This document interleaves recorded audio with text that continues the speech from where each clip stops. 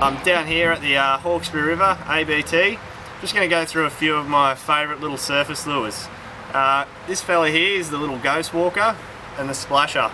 Both those colours in the SB2, that colour is absolute dynamite in clear water. My home water is Foster. That fella there, unbeatable. He's just an awesome little popper. You can throw these things so far for the size of them, but for the amount of action you have to impart, the bloop that comes out of these little fellas is just dynamite. This is a new one on the range. It hasn't been around as long. It's the little Ghost Walker.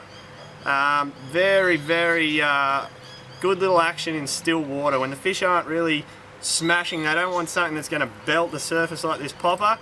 This little fella on for a small lure. You can throw a mile, walk it, and you can actually get it to hop like a prawn. If you just little twitches down on the rod tip, he'll nose up out of the water and he'll almost just hop like that.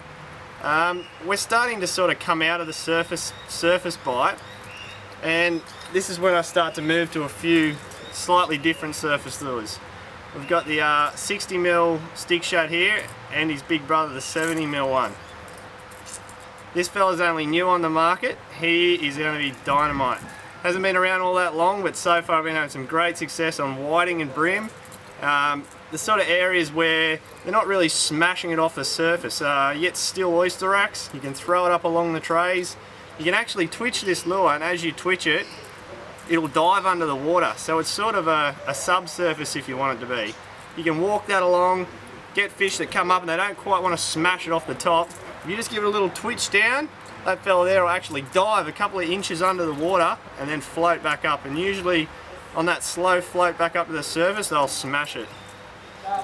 The bigger fella is actually, it's not really that big in the context. It's a lot of your brim lures are 70mm these days, so don't be scared to try the big fella. Get out and have a look at the stick shads and give them a go.